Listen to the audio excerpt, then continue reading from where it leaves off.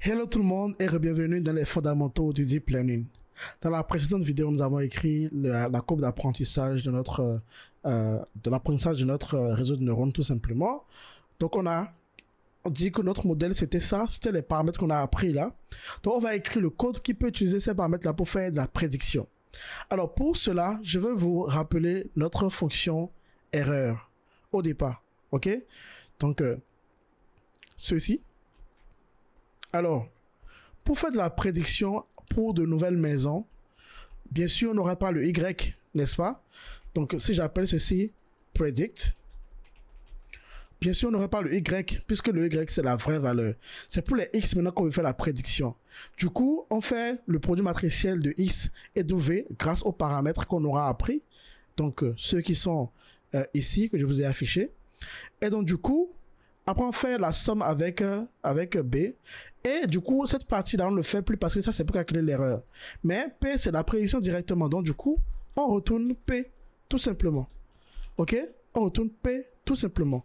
Du coup, si on veut voir les prédictions, on peut faire prédiction. Par exemple, sur les X qu'on a actuellement, on peut faire prediction égale predict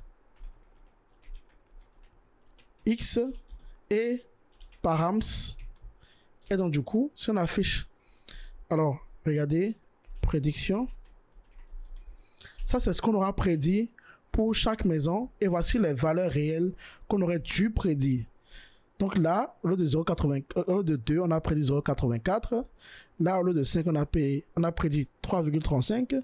Au lieu de 6, on a prédit 3,10. Au lieu de 3, on a prédit 6,02. Pas très fameux, hein? Donc il faut qu'on entraîne encore un peu plus pour avoir de meilleurs résultats. Mais c'était important que vous voyez que pour faire les prédictions du coup, ben, il suffit c'est littéralement les paramètres ici là qui constituent notre modèle. Ça, alors je peux enlever le info. Alors on dira que ça, c'est-à-dire la manière dont on utilise les paramètres là pour faire la prédiction, c'est l'architecture de notre réseau de neurones. L'architecture et ses paramètres. Donc du coup, sauvegarder un modèle reviendrait en fait à garder seulement les paramètres quand on connaît déjà l'architecture. Ok? Rien de compliqué. Hein? Donc c'est le moment de faire un petit récapitulatif de ce que nous avons vu jusque-là.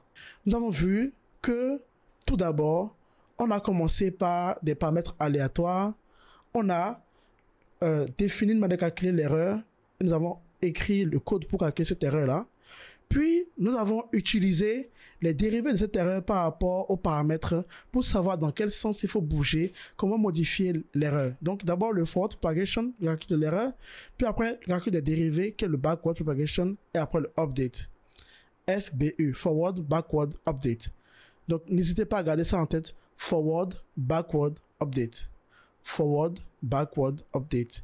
Si vous êtes en mesure de reproduire ce notebook-là, de bien le comprendre, reproduire de mémoire, vraiment, c'est que vous avez compris le nécessaire qu'il faut et vous n'avez même pas besoin comment dire, d'utiliser TensorFlow pour le moment, en tout cas. Ok? Alors, dans la prochaine vidéo, nous allons appliquer tout ce qu'on a fait là. Alors, c'était bien de le faire sur un X aussi simple. Ouais, notre X était très petit, hein. On avait 4 maisons, 3 colonnes. Non. Ce que nous allons faire maintenant, c'est que nous allons l'appliquer sur les données réelles que je vous avais montré au départ, les données sur le Boston Dataset. OK? Avec 13 caractéristiques et plusieurs maisons. C'est ce que nous allons faire dans la prochaine vidéo. C'est parti.